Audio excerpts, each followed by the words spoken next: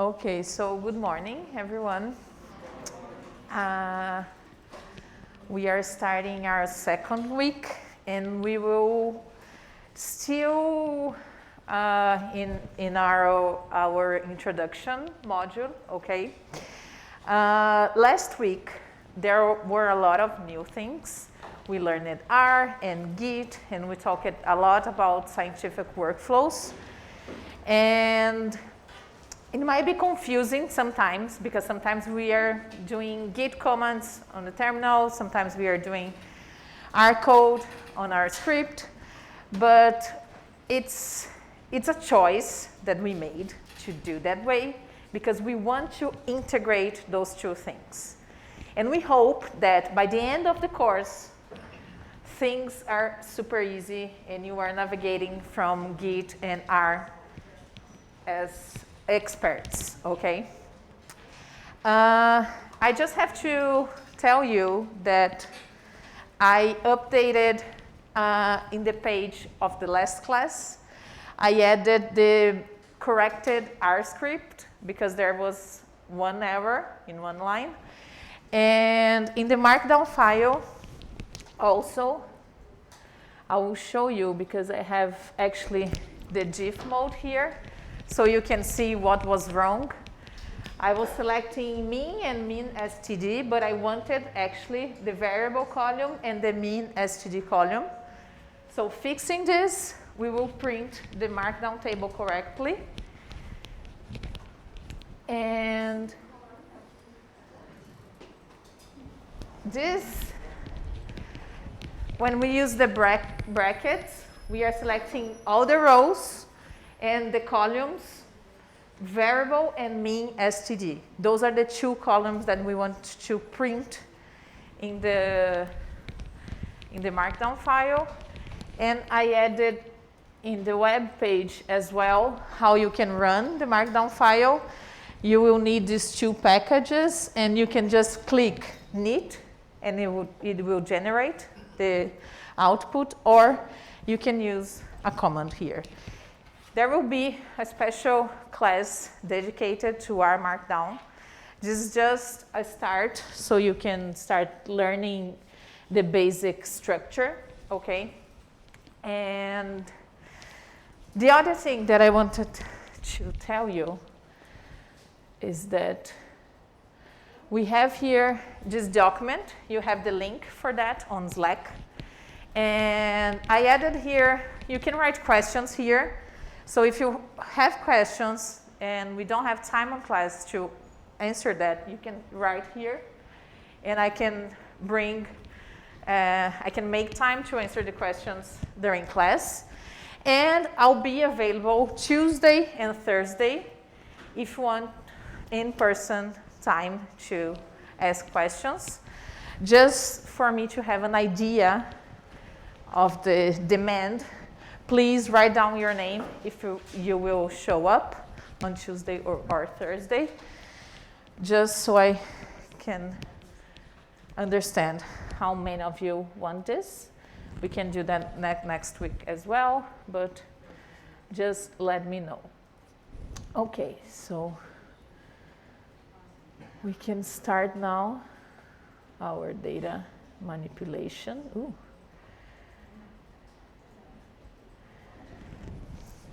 Okay, so today we'll talk about data manipulation and how we can do that on R. So we'll talk about data and data structure. We'll talk about relational databases as a concept. We will not be talking about SQL, for instance. And we will run a script, manipulate data, and in the end, git, add, commit, push, okay? So the first thing about data is it's a lie that the data talks by itself, because we talk about data when we add layers, and that is information. And when we bring data information together, we build knowledge. And depending on how we connect knowledge, we can have insights and create and build wisdom. But the main message here is that data alone is not knowledge. It's what we add to data. But data is the base of knowledge, okay? And knowledge comes from synthesizing multiple perspectives. That's what we believe. And every data have a context. So we will talk about data manipulation and data cleaning. And one thing that I need to say about data cleaning is we will use that expression, but it is important to be aware that we cannot be an outsider dealing with data. So we have to understand the context so we can perform data cleaning properly.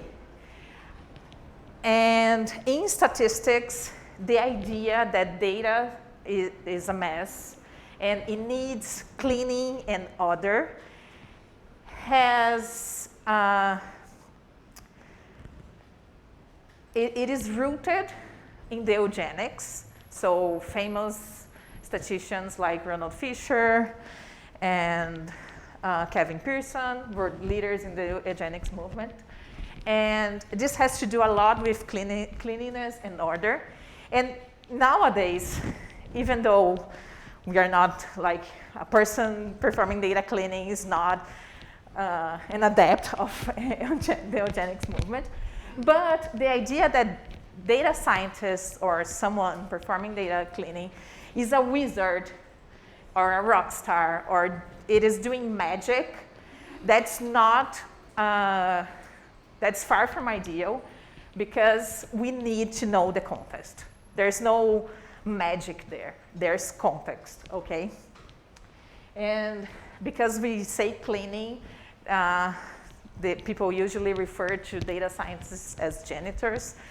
That's not very nice, but that's okay.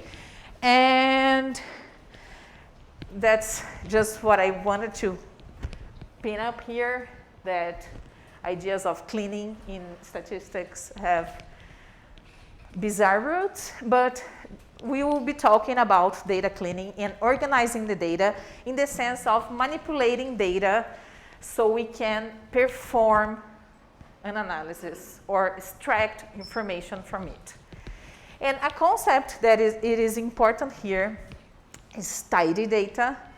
This is a famous paper written by Hadley Wickham. He's a scientist working on RStudio. He developed a lot of packages. He's an important person in the R community. And his point here is that usually we stay like 80% of the time performing data cleaning stuff, and he's proposing an effective way to clean data, and he proposed this tidy data format. He did not invent that, but he mainly developed tools to facilitate converting data that is not really organized into a data that can be easily analyzed. So we'll be talking about organizing data and manipulating data in rows and columns. And the idea of data tidying is the idea of structuring data sets to facilitate analysis. So here is an example of a data. This is not tidy data. This is just the data that was tabulated in a way where we have here 3 people, and they were submitted to 2 treatments, and the number is the outcome of the treatment. So John Smith on treatment A had nothing, on treatment B 2, and Jen Doe on treatment A 16, treatment B 11. In each cell of this table, we have 2 different information, the treatment and the outcome. This is not a good way to organize data because it's hard to extract which treatment they use it and what is the outcome. So when we talk about tidy data, we are talking about each column a variable and each row an observation. So that same table organized in a tidy way, we have now every row, in every row we have one unique information. So John Smith on treatment A had nothing. Jane Doe on treatment A, 16. And the same for the rest. This is how we should organize the data, tabulate the data. This format can be like useful for a presentation or something, but for analyzing data, extracting information from it, we will always use the format of each row a variable, each row an observation, if each column a variable.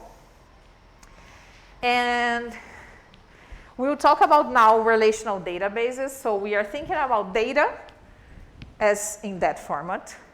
And usually when we are doing science, we have like a lot of different data from different sources, not only just one table.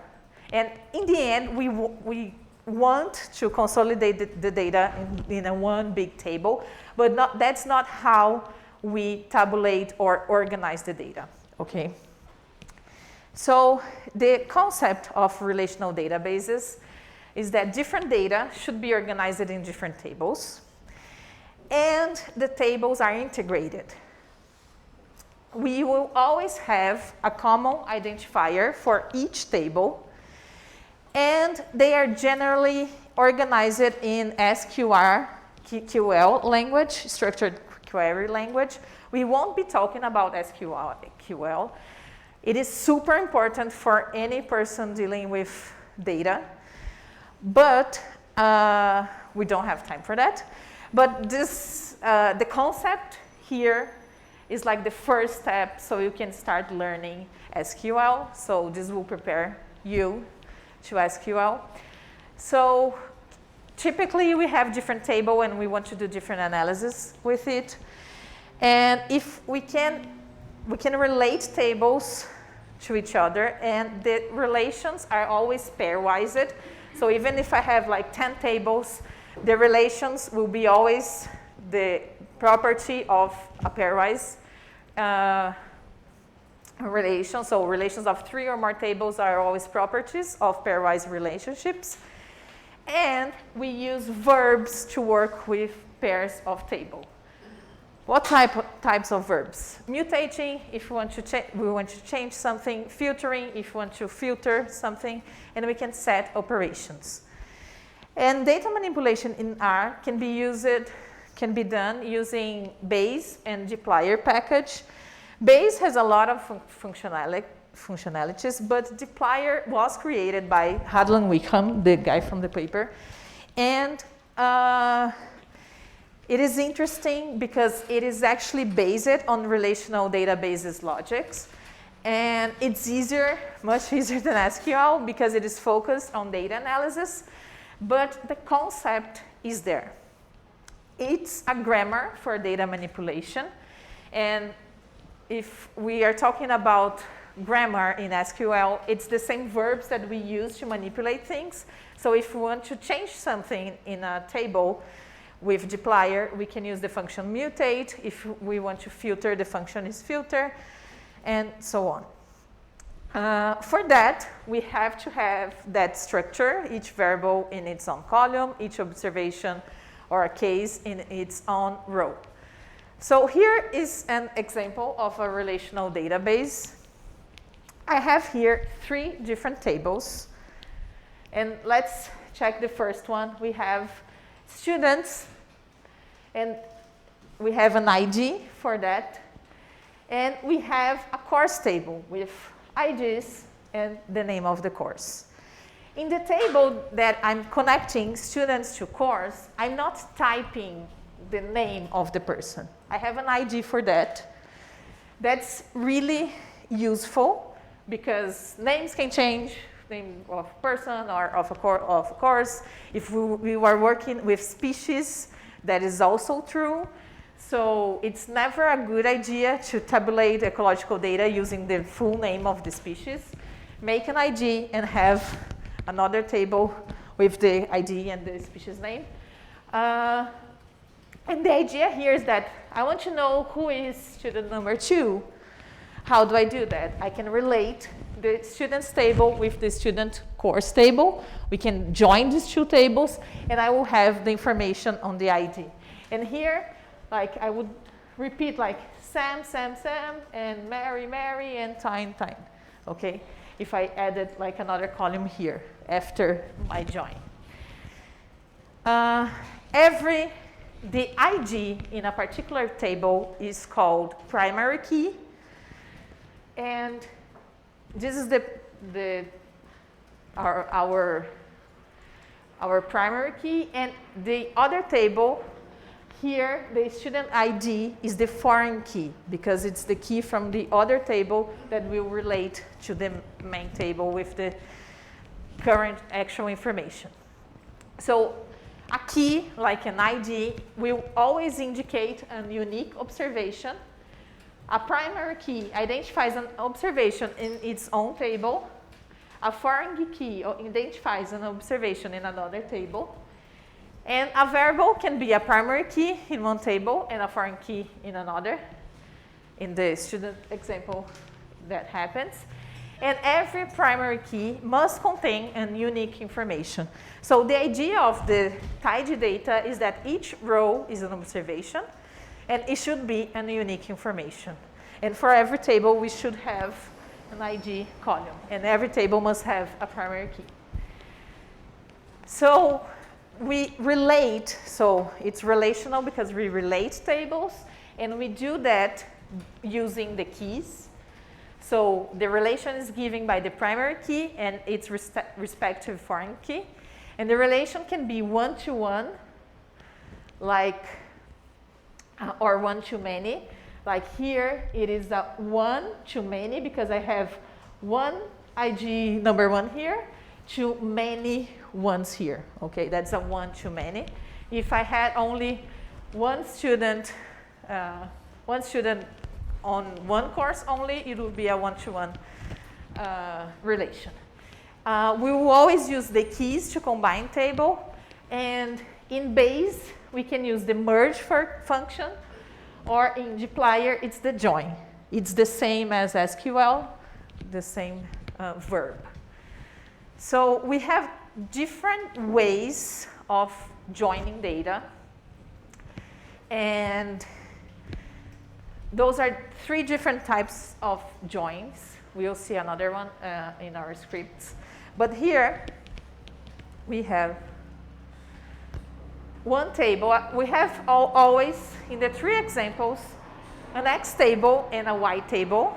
The left is the X table, and the right is the Y table. And we want to bind them using the key. The key here is 1, 2, 3, and 1, 2, 4, okay? So imagine that we want to bind from the left. That means that I want to keep all information in the left table. If I bind these 2 tables from the left, from the X table, what I will have here is 1, 2, 3, the keys from my left table. And in table 1, my 1 is X1. In table 2, my 1 is Y1. That's what I have here. My 2 key have X2 in the left table, Y2 in the right table. That's what I have here. And I have the 3 key here with X3. I do not have a 3 key on my right table, so this is not available information, okay? This is an A. This is the result of a left join. If I do the right join, I will keep only the keys from the left, and I will have here key 1, X1, Y1, key 2, X2, Y2, key 4, I have nothing in my X table, so it's an A here, and in my right table, it's Y3, okay? If I want to do a full join, I want to bind everything on my left table and everything on my full table, and the result would be this. It's basically the combination of all of them. So I have all the keys 1, 2, 3, and 4, and all the information. There's the inner join as well. In an inner join, the result, the inner join joins only information that exists in both tables. So we wouldn't have these two if we were doing an inner join. And dplyr have the join functions. So inner join, left join, inner join, all the keys in common. Left join, only keys from the X table. Right join, only the keys from the Y table. Full join, all keys from X and Y table. The same thing using base. We can use the merge function. So we have two arguments here, X and Y. And if we do that merge X, Y, this is the equivalent of an inner join. If I want to do a left join, I have to specify that I want all X. So only all X equals true. Will be the equivalent of a left join. If I want a right join, I have to specify all Y true. And a full join, I have to specify all X and all Y.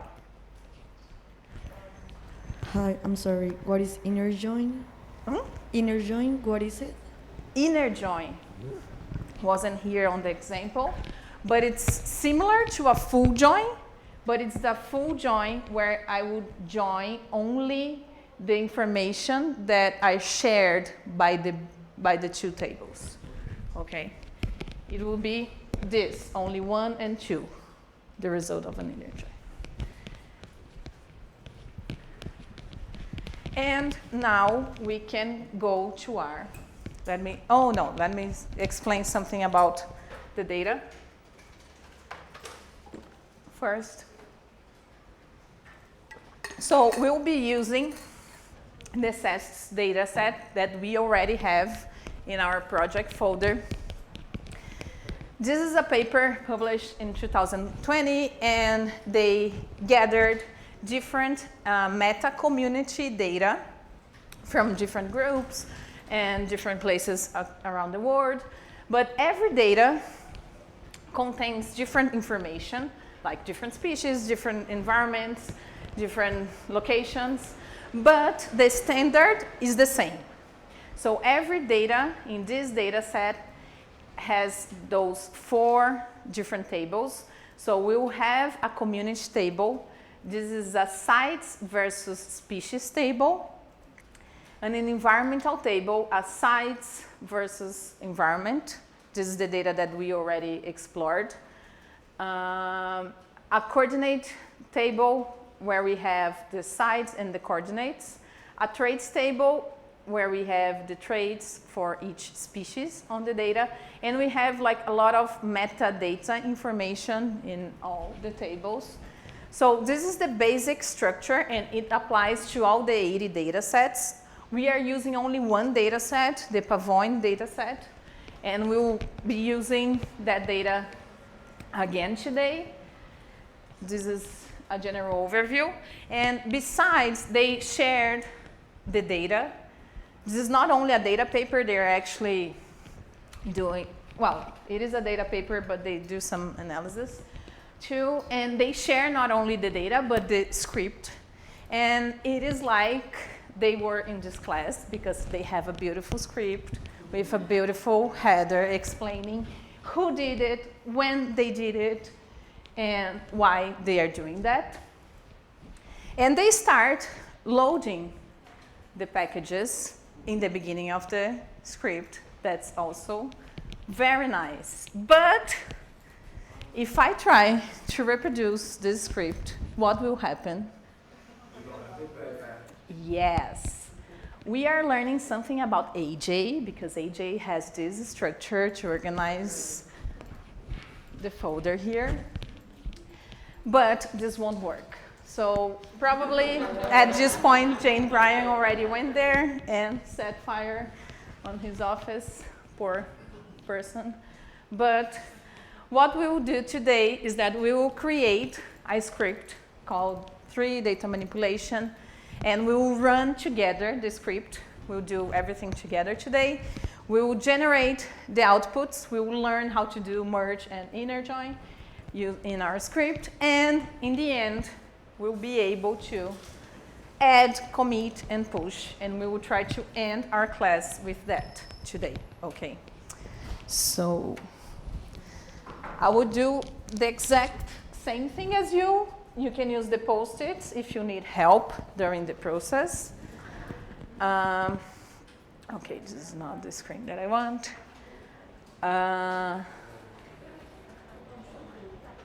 Okay, so I'm just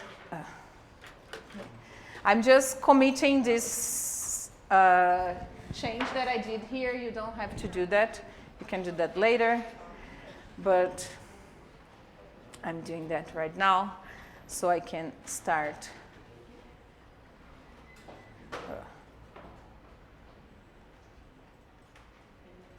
What is happening here? Okay. So the first thing that we will do is that we will create a third script that we don't have yet. I will close everything here because I have tons of things open that I don't need. So I will create here an a new script. You can go to the web page of this class, Data Manipulation, and there's a complete tutorial like explaining things with a lot of text, but we will run this script together. And here is the same script that is on the chunk functions in the tutorial. So I will do just this. I will open, there's a link here. I will click here, I will select all, I will copy and paste here. You can do the same thing. I will save that in my R folder, script number 3, data manipulation.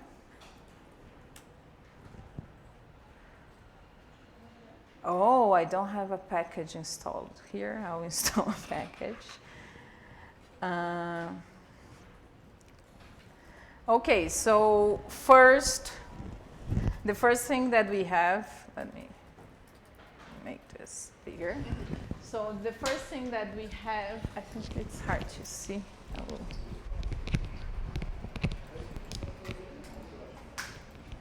This way is better. So we all should be on the same, we all should have this. Our script, it's not on Git yet. We can ignore that for now. I'll leave my environment here. So I open my project. My environment is totally clean.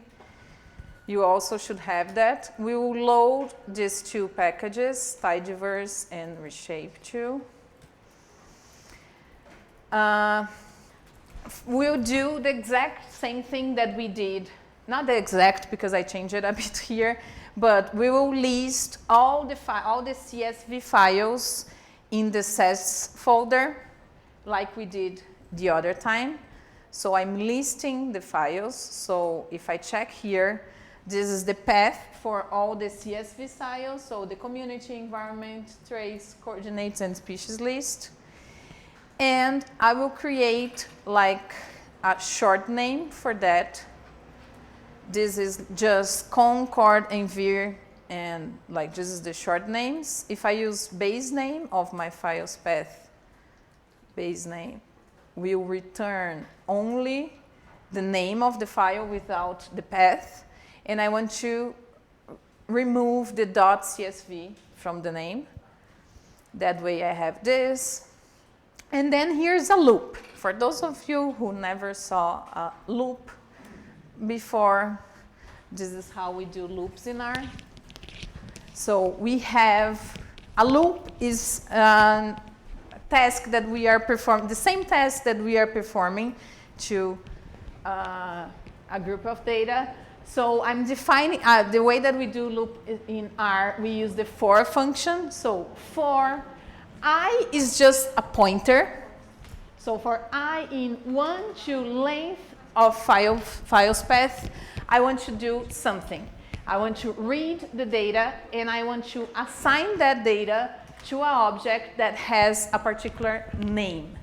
So I will show you what happens in the first time. So files path here we have 5 different files. So from 1 to the length of files path, it will be from 1 to 5. I will do for 1, and then the computer will do the same. So I will set here I equals 1, just so we can see what is happening inside the loop. So first thing, if I select here files path, I in the first position, this is the community, and I want to read that. So my data now is my community data, okay? And I want to assign that. I don't want an object called data.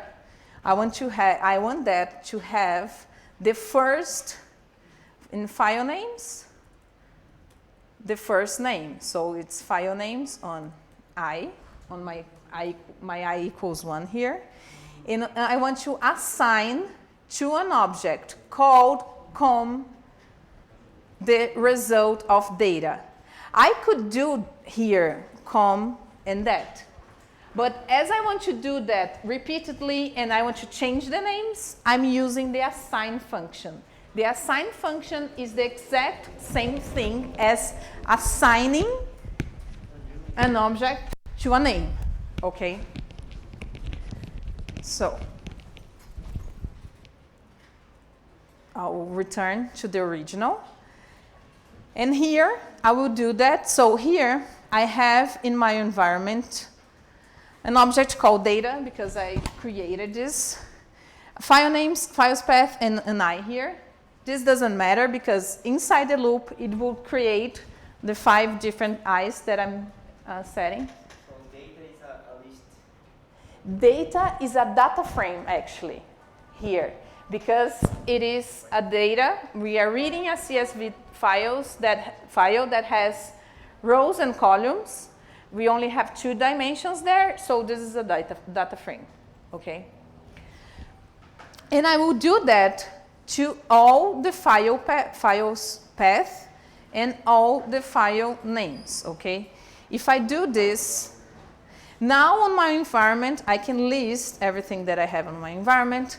I have the community, I have the cord, I have the data here that this doesn't matter. But I have the environment, the SP list, and the traits. I have a question. Is there any way in which we can, instead of a for loop, make apply function, apply, just to iterate over the 2 vectors that we have? I mean, instead of make a for loop, use one of the apply functions of the family. Oh, yes, like apply, yes. because it iterates over several vectors. In this case, Yes. we have 2 vectors. You could use like a loop inside another loop, which is basically what you would be doing if you were using an apply function inside here. You can basically create a loop for anything in R. And it's a super powerful tool, especially if you are doing like a repeated task, like for simulations, it's super common to use a loop. And the structure here is totally free. What you are doing inside the loop is on you. Following on her question, does R presuppose that you should do operations using arrays to increase speed, or when you do a loop, the interpreter deals with that in the way it would deal with a matrix? Because there are those languages which presume that you should use array multiplication or things like that to accelerate it. So that's a very good point. In R, there was like a myth that a for loop was time demanding. But if you compare, like the apply functions exist. So like if you want to do like something on a loop easily, that is super straightforward, the apply family is a cleaner way of doing that. And they would defend that it was faster, but that is not true. So it really depends on what you are doing inside your loop. And usually loops inside R are not time consuming at all, okay? So it's not a problem. Like I have codes with like a loop inside another loop, and I try to optimize that, and in the end, like, it doesn't make a huge difference. So it really will depend on what you are doing inside the loop, on what functions you are calling, but like, as a general rule, loops are not that time-consuming inside R. Okay, so thank you. Okay, so now that we have like all the different objects, we will check them, okay? Those are functions that are useful to check if the data that we are reading are as we expect it to be. The head function will show the first 6 rows and all the columns here of our data. So the community data is a matrix. We have sites in the rows and species in the columns. And the value here is the number of species at each site, okay? This is actually the abundance of a species. Sometimes if we are doing a diversity analysis, we want to calculate species richness, we would change all the numbers that are higher than 1 to 1, and then we can sum and count richness. But this is a species site matrix, so we are just checking. We have 97 sites, because 97 rows, and 57 species, because we have 56, because one column is the site column. The coordinate table, we have all the sites and the X and Y coordinate for it. We also have 97 sites, so for all sites we have the coordinates. If we do here a summary, here see that we can see that like we are summarizing sites. Sites is actually, this should be a factor, so we could convert that to a factor, because this is not a number. This is the ID of every site. And the coordinates as well, but this is a way of inspecting data. We could do that for every table. We have our sites table, again with 97 sites, and we have the measures of 8 different variables here. If we summarize that, this is very useful, because right now, except for sites, but for the others, we can see the minimum, the maximum. It's a good way to check if we have like outliers, like someone typed 73 for the clay value. That's probably not correct, but because it couldn't reach a value higher like that. But this is useful to check the data that we are loading.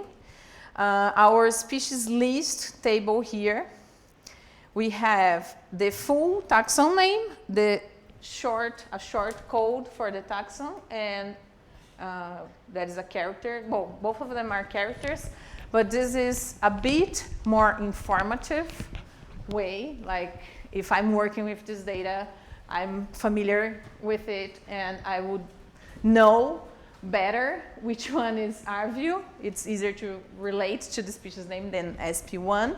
But in the community table, we saw that the columns are SP1, 2, 3, whatever, because if a taxonomic decides that Narcissus tazeta is not in Narcissus tazeta anymore, it changed it to a different species, I can only go back to this table and fix the species name, and I don't have to change everything else. I don't need to change the name in the community table. I don't need to change the name in the traits table. I would only change in this one. Oops. Okay, and the SP list, we already saw that. If we do a summary to that, it will only say the length and that this is a character. We have like 56 species. We are expecting the traits table. This is interesting. So here we are using the species ID, And we have different traits that were measured or cataloged for a particular species. So those are categorical traits. The species is, and so it is pollinated by insects in this case, or by wind, or it is self-pollinated. It's annual or biennial or perennial or a seasonal species. And we have other traits that are actually categorical traits that were measured. If I check the dimension of that, we have 66 species, and we have information of 14 different traits. If we do a summary here, this is useful for the categorical traits. Here, like we have a mean, but this doesn't mean anything because it's only, this is either 0 or 1. Okay, so how many species in my data set? I can count how many rows I have on the SP list. How many areas were sampled? I can count the rows in the community table or in the environmental table. How many environmental variables? I can check the names of my envir table, the object that contains the table from the environmental variables. I'm using here -1 because I don't want the first column. So those are the environmental variables. And if I want to count how many environmental variables, I can count by using the function length. So I'm asking for the length of the names of the environment table, except for the first one. So we can use now, the first thing that we want to do is that we want to bind the sites and the coordinates table, okay? So our sites table is our table with the different environmental variables, and my other coordinates table is the table with the coordinates. And I want to bind both of them. How do I do that? I will use a common key. The common key is the sites column in the coord table and the sites column in the envir table, okay? But if I check the sites information, I can do a summary here. This is numeric. We do not want site to be numeric. So we will transform. So if we check the class, this is integer. And we want this to be factors. And in this case, the levels are already okay because it's just ordered from 1 to 97. I'm not assigning to an object here. What I want to do is that I want to change the sites column that I have in my envir table to this column where in the column sites is now a factor, okay? So now the column that exists as envir sites would be a factor, so I will assign that. That way, if I check now the class of envir sites, send sites, this is a factor now, okay? I will do the same in the coordinate table. I'm changing this current sites column to a column where coordinate sites is a factor, okay? Everything okay so far? Okay. And then we can join. We will join using the merge function. The X table would be my envir table, the Y table would be my coordinates table, and I'm joining by, it's super useful if we do not specify the by, the function will try to find a common column, but it is always a good idea to specify the column because you have more control of what you are doing.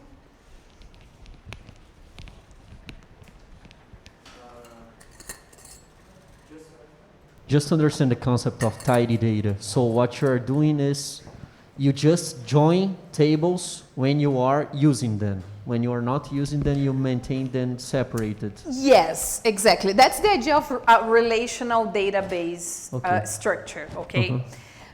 Data inside each table, data is organized in a tidy way, but the idea here is that we have a set of different tables that have specific information, and we are defining the scope of each information. So if I want to check coordinates, it's one table.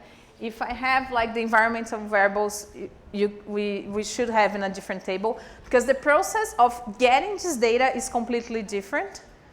Sometimes like it's not bad if you have like the coordinates on your environmental table already. But the example of a trait and a species list table is a good one, I guess, because species names can change and you don't want to track that on the same table, okay? But you are correct that the idea is that we store data in a particular way, but the data that we need to do an analysis is different. That's why we do data manipulation. So we store data in the most proper way for storing data, and the way that we need the data for the analysis is usually different. So that's why we manipulate data. What kind of what's the name of the, if it will be a left or a right one, because in the slide you have like another argument that says all X, yes, other all Y. Yes, I'm not using any of them. I'm using the default here. The default is the inner join, okay, in the case of merge. And I loaded the package, but I'm not using it. I'm just giving the example with the merge. We can do the same with the inner join, and we should have the exact same outcome.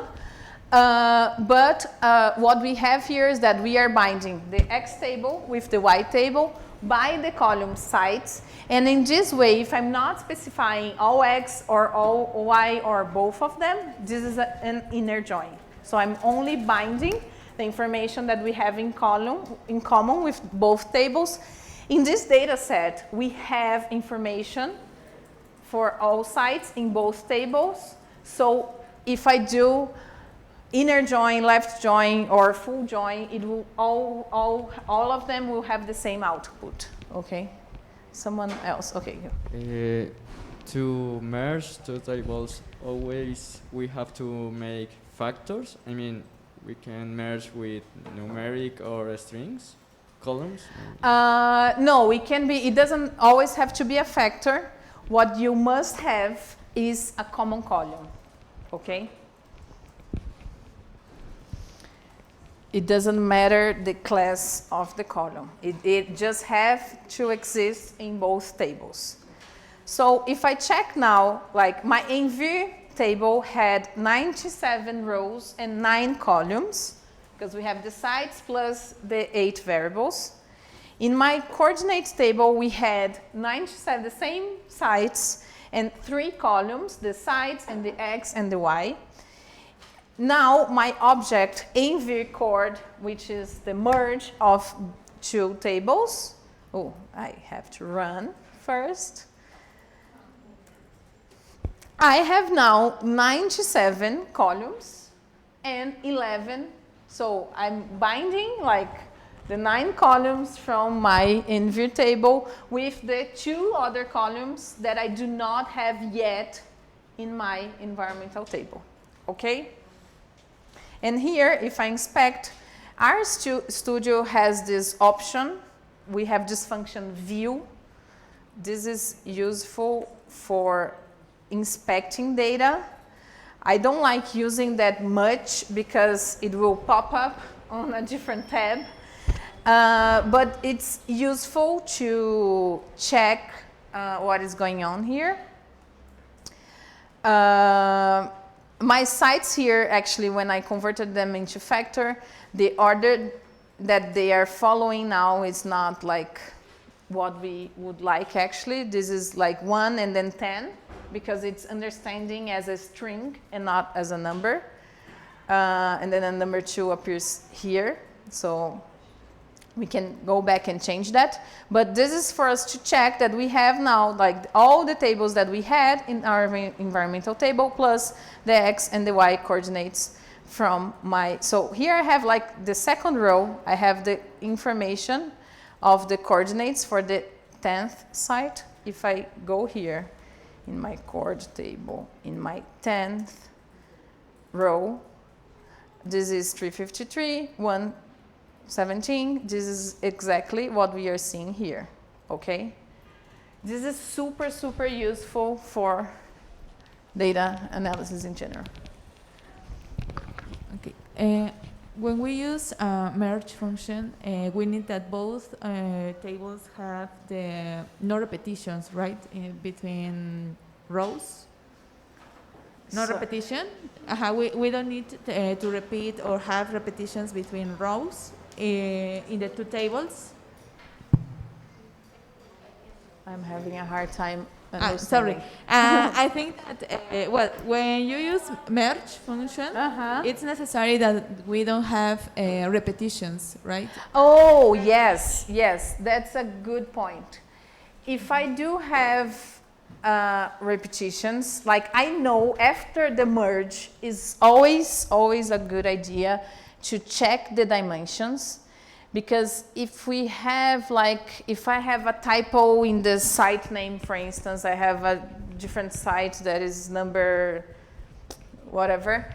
When I do the merge, it will grab the site and we will have like a row that it will be NA for a group of variables, but the dimensions would change. So in this case, I know that environmental and envir and coord tables have all the 97 sites.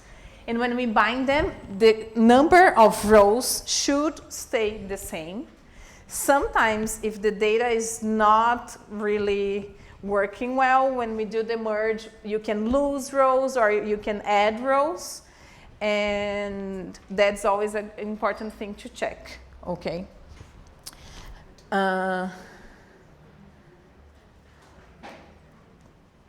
Okay, so now we have our data, we checked that, and I want now to, I don't know why I'm doing this, I'm saving the sites in an object. I have here 97 sites. I'm saving an object called NSP with the number of species here. We won't be using that, but let's see first, before this command, let's check the coord table. Oh, not the coord, the community table. View. So this is not tidy data because in one row I have two different information. I know, like I have here like 0 for species 1 at site 1. So I have two different informations, where species is in and what is the abundance of the species in the same cell. This data is not tidy, so we will convert this data into a tidy format. And the package that does that is called tidyr. We loaded in the beginning of our script a package called tidyverse. Tidyverse is a group of packages. Dplyr is there and tidyr is there, and that's why I loaded tidyverse there, because I wanted different packages.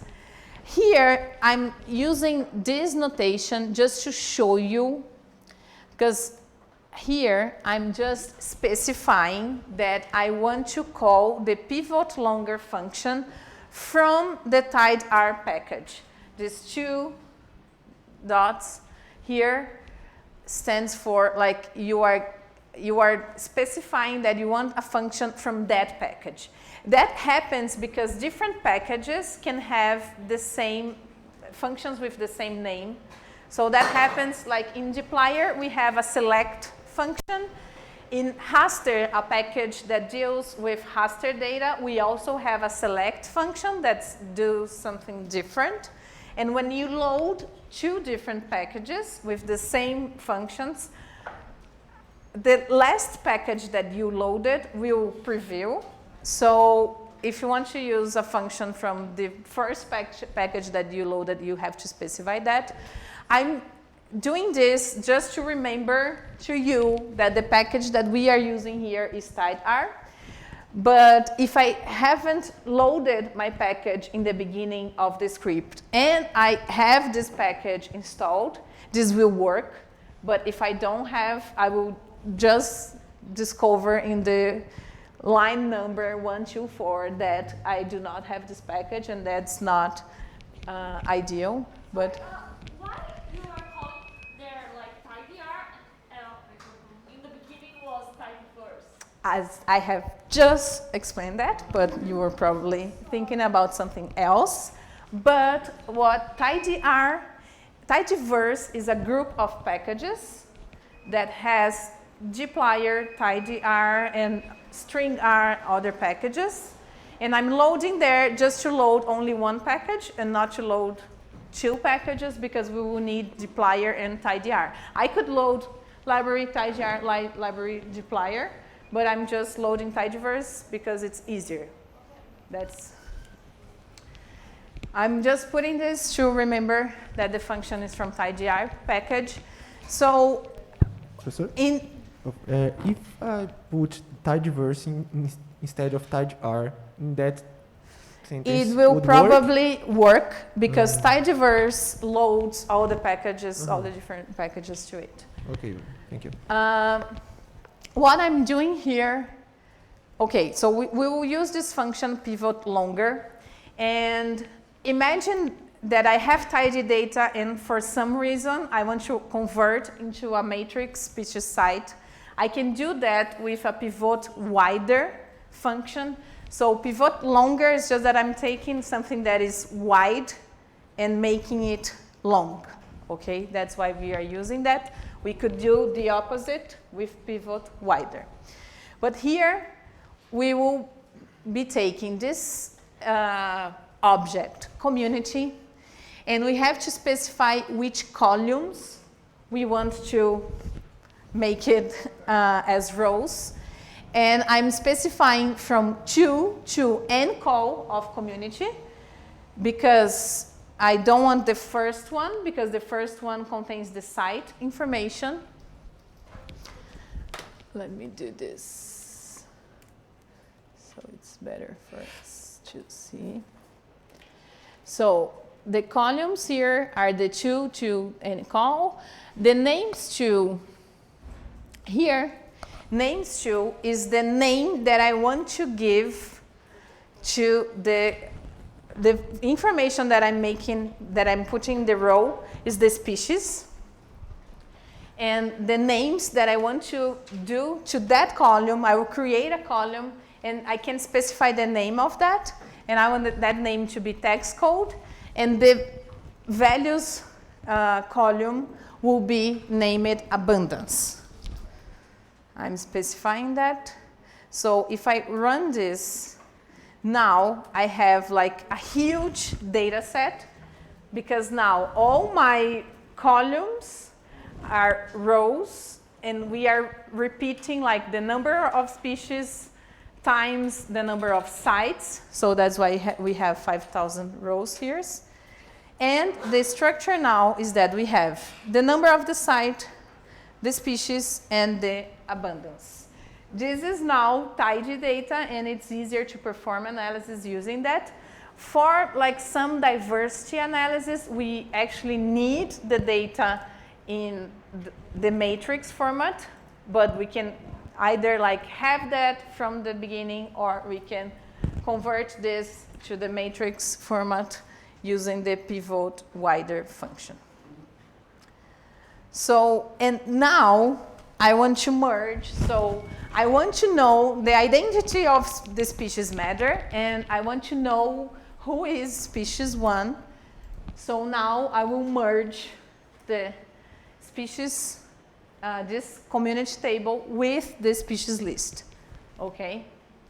And the common row that we are using to do that is the text code, because this is something that exists both in my new table and in my species table. I will do this with the merge. And if I check that, now I have the species names on that. You can see that those merge and enjoy just happens as well, because it will change the order of the table that we have. We are using the X table COMDEF, and we had like SP1, 2, 3, and so on. Now we have only SP1. It's automatically organizing that way. We are not losing information. It's just in a different order. It's something to pay attention. But we now have the species name here, okay? This is useful because imagine that you are like tabulating this data, and it's easier to type SP1 than Arizaron vulgare, and we can easily make a mistake here. And if we do this manually, we would have like, for sure, more species than we have actually. So that's one reason to store those different information on different tables. And we can easily merge things. Okay, sorry, Sarah, I didn't get like why did you put like abundance there? Because there is no abundance there. Okay, there is no column that is named abundance, but the information that we had previously, let me just check that again. If I check my community table, the information that is here on at each cell, this is the abundance. So that's why I'm naming it abundance. Because the names, we have here like the name of something and the value of something, okay? When I want to do this in a tidy format, so the name, it will be taken from here, from the column names, and the value from the cell. So I don't have an abundance column, but I do have the abundance information. And when I'm doing the pivot longer function, I'm using this. I will do that again without this, and you will see that it will give us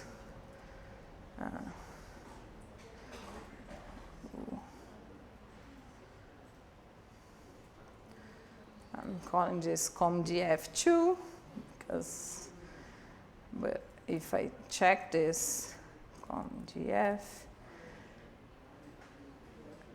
the default COMDF2, of course. The default is name and value, okay?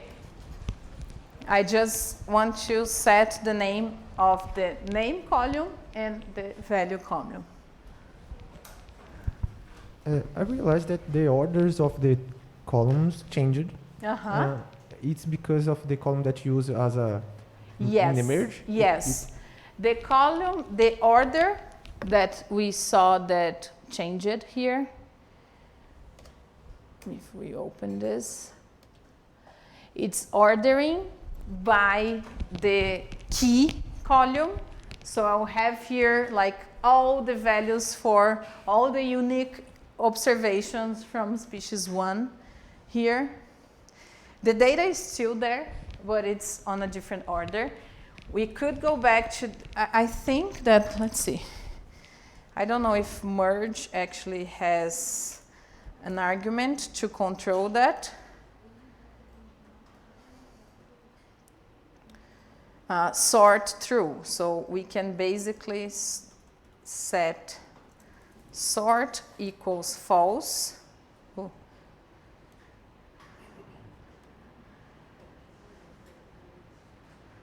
If we do sort equals false, no, it's not respecting. Sort logical, should the result be sorted by columns?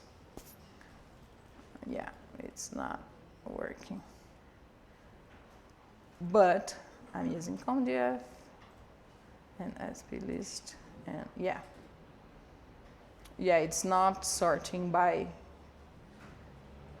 it's not respecting what I expected, but yeah, we can.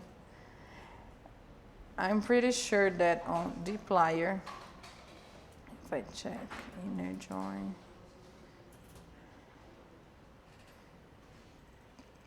let's use the same as I have here the command. Let's do this as a left join. So let's do com sp join.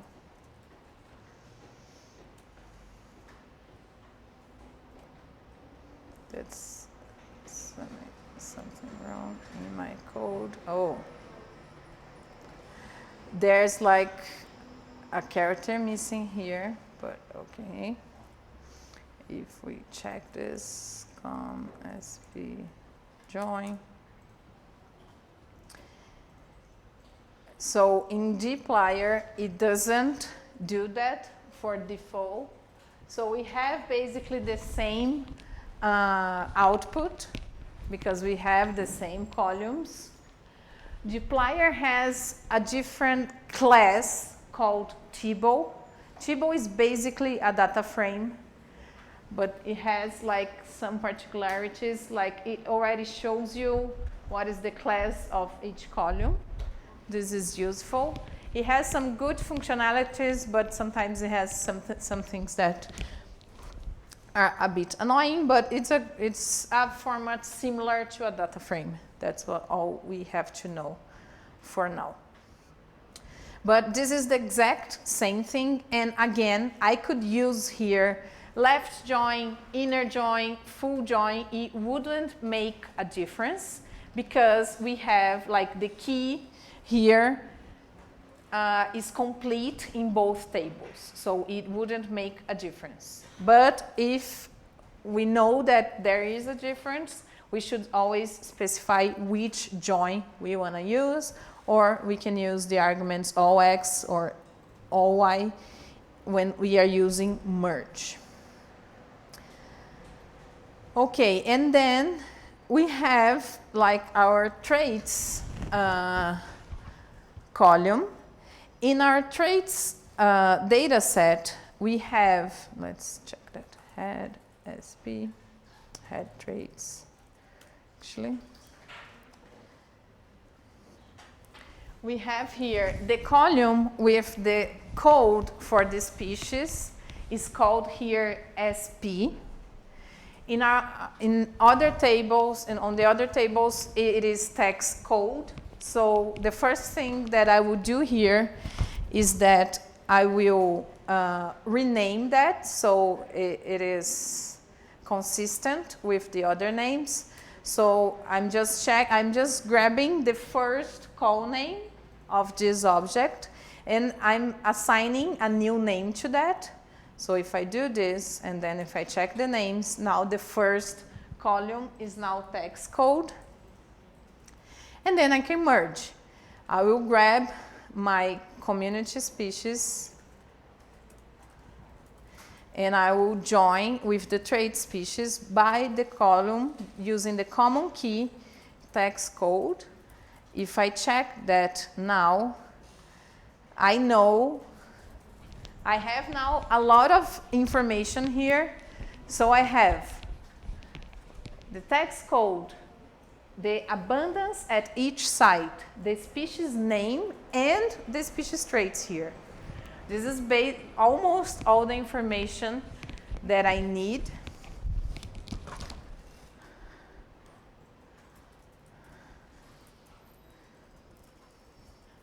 And now I want to generate like a full table with all the information that we have.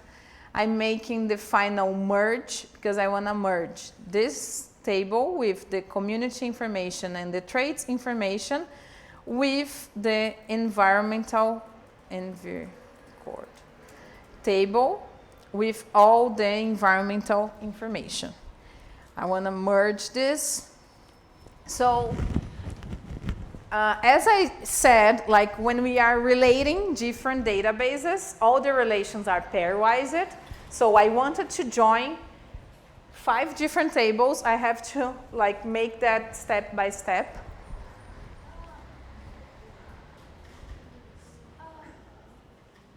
Okay, I didn't get it because in the like the last metrics that we are speaking about, it skipped like a bunch of sites. I believe it's like 114.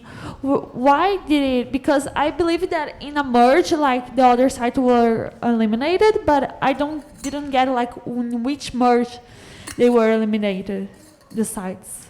We didn't rename the sites. We just converted sites to a factor.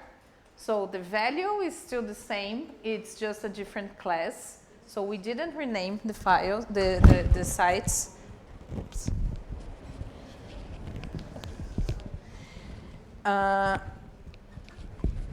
The thing is that using merge, we can change the order of the table.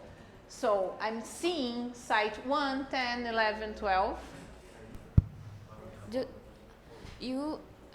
But I still, if I check like unique. Sarah, we could do this using as numeric instead of factor, right? Then it because you skipped something. Let me just get back to there. But if I check here, I still have the 97 sites. Earlier in the code, I will search for s.factor. I did this in my envir table, and like here on line 93, like 90 for me, I'm changing some things as we go, but we didn't change the name of the variable, we were just changing the class. It was numeric when we read that into R, and we are converting that to a factor. Okay, just because this is not numeric, this is not something that we can sum. We cannot sum one side to another. Okay, it's a label, and I'm saying that this is a factor. This could be a character, but this is actually like a factor. This is this is part of my sampling design. This is my sample unit, and that is the factor. But why did it like random? Like why? Random? There's nothing. It's not random. Random is a different process. What is happening here? I will open this again. It is ordering when it's actually ignoring that this is a factor with the levels that I specified, because the levels here are good, are 1, 2, 3, 4. But the order here, it is ordering as it was a character. So 1, and then what comes after is 10. Okay? The data is still there. There's no renaming. We just changed the class. And when we use the merge, it automatically reorder. When I did the same thing using the join from dplyr, and it didn't change the order. You just have to pay attention to that, okay? The information is still there, okay? All the information is still there. If we are using merge, it changes the order, but that's usually harmless, except that when you are expecting a particular order. Sarah, I think you already said that, but can you repeat why we shouldn't use numeric, the sites as numeric? It's not a problem. I'm just being purist here, because site is not something that you can sum up. You cannot sum site 1 to site 2. If I keep that as numeric, I can, I don't know, wrongly do some operation with that, and I do not want to do that. And sometimes for graphics, it's a good idea to do that, because if I plot using numeric, like the labels will be numeric and it's not actually numerical. So there might be reasons to do that. In this script, it is harmless. If I don't do that, things still happen as it should. And I will go back to my final merge, because I want to create a table with all the information from previous tables. So I'm merging the two big tables that I ended with, the community traits table and the environmental and coordinates table. And I'm joining them by the common column, in this case, sites. Now I have a huge table, view, total.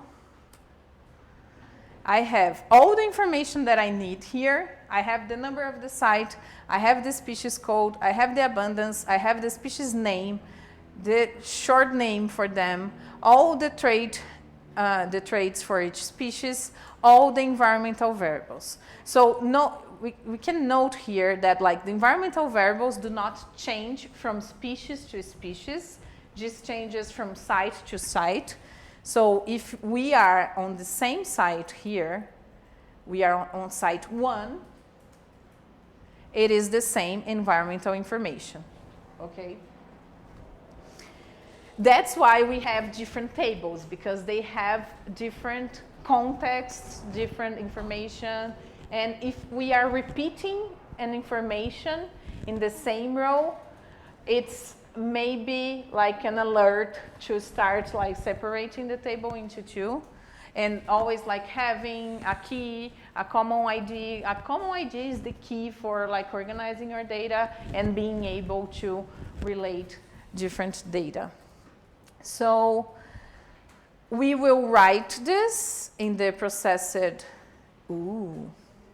it's not processed, it's output that we choose, right? Wait. Output. It's not data, it is, it can be processed, right? Well, okay. Okay, I have raw. Okay, I want to save that on data processed. What is missing here is that I need to create a directory. I will do as I did on the other time. So I want to create a directory called data processed. I just created that. If I do this again, I have a warning here because it already exists, and that's why I'm always using if there exists, there does not exist.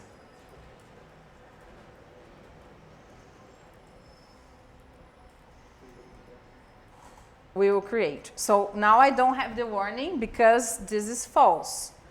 So this directory is false because it already exists, okay? So we should, if we do not have the processed directory, we should create that and then write this into data processed. If I open here, I have now Pavoin full table. This is the name that I'm using. I'm putting 3 here so I can relate this processed data to the script that generated it. And I have on my Git table my script and my processed data. I want to add both of them. I will use today the interface here, but I could do everything on terminal. So when I click here is the equivalent of git add. If I click on the commit, I will open a window. And this is good because I'm adding both of them. So everything here is green because this is all new. And I can write here a commit message. Does anyone have a suggestion for an informative message here?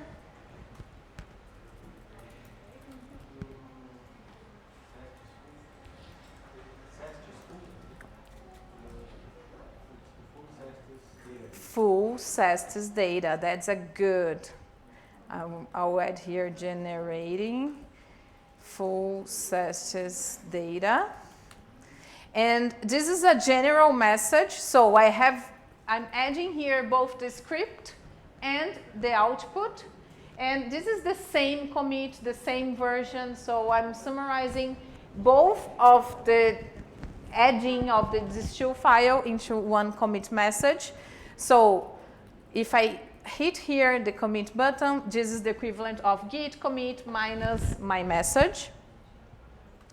And I can git push to main just by using this button here. So you all should have your script. Oh, I should have saved that. That happens a lot because I made a few changes to my object, but that's okay. Like those are the things that I added as we were exploring. That is something important because I need to add this, otherwise the script won't run because we do not have that folder yet. I could just add a different commit here. So make sure that you saved your script. Do not do what I did. I would do again the same. I would do another commit here using the terminal. So I will git add my R data manipulation, git commit, aqui adding the create to make code reproducible, and I can git push. Okay. If I refresh here, I don't have anything else. I put here extra things because we were saying about asking things like as dplyr is a grammar for data manipulation, and we use the join function, but there are other functions such as filter or mutate or select. I will show you what filter can do in the last minutes that we have. So Sarah, I have a question. Okay. Just about the data, what's the coordinate system that the data is in? Oh, that is a good question. When I saw that, I was curious as well. I think we need to check in the paper what is the coordinate system. They should have that information on the metadata because that is crucial.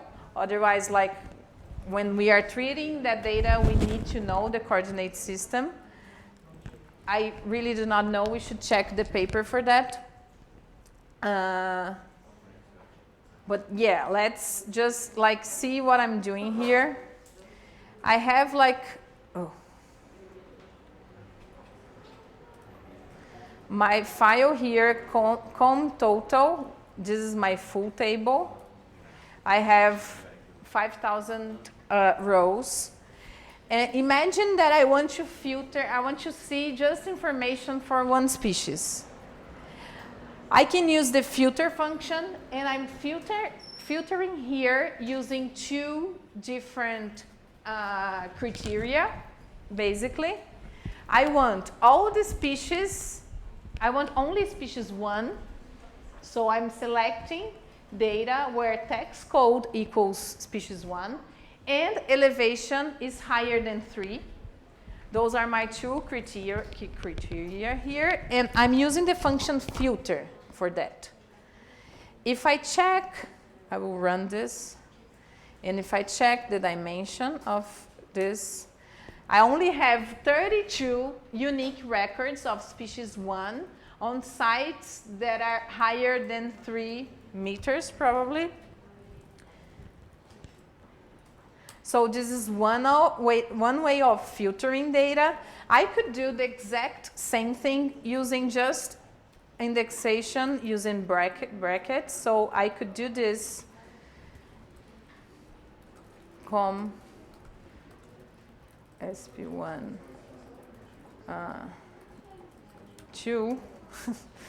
I could do the same, you writing com total, where com total in the column text, it's missing an M here, text code equals sp1,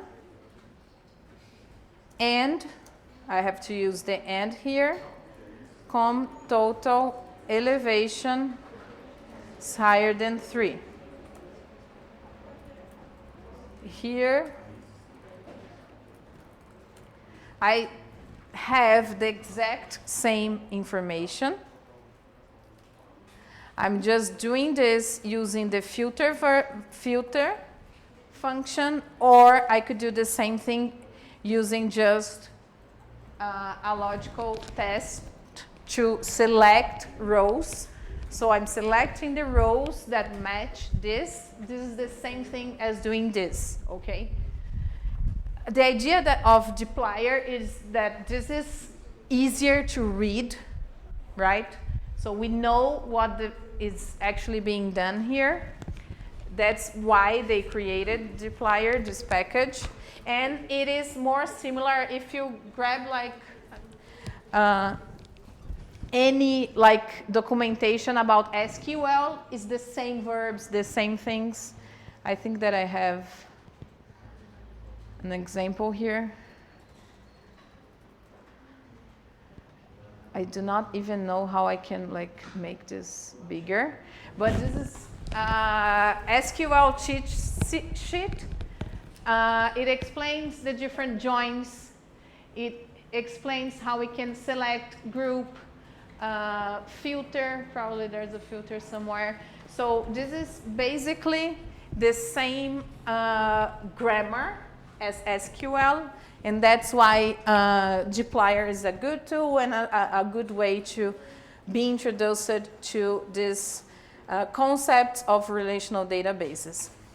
I will show just another function, like if I want to com total, there's the select function. I can select from com total just the column text code, abundance, and sites. So I'm only selecting these 3 columns. If I select test, this is select test. I can check what I have here. This could be the same thing as, again, com total. If I want to select text code, abundance, and sites, I would concatenate because I want these 3 columns. This is select test 2. This is equivalent to this other command, but again, the idea is that select using having the verb there, it is easier to understand what is happening there.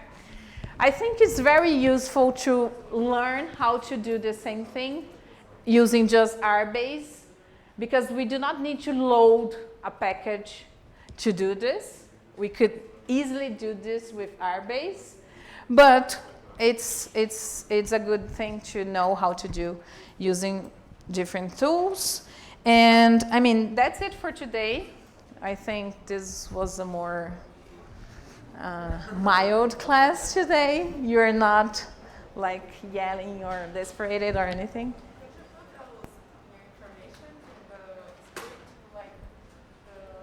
Okay, I can add those things to the script. That's what, okay, yes, I can do that. I will do that, and then when you go to the page, to the web page, it will be updated there, okay?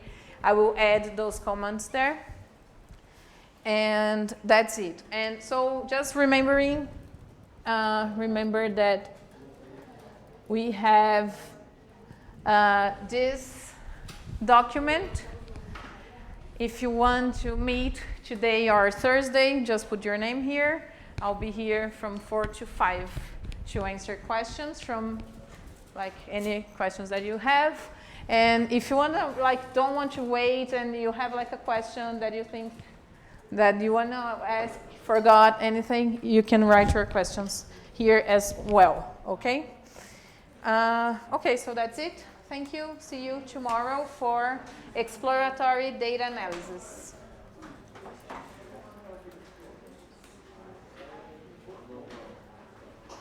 Pode ir.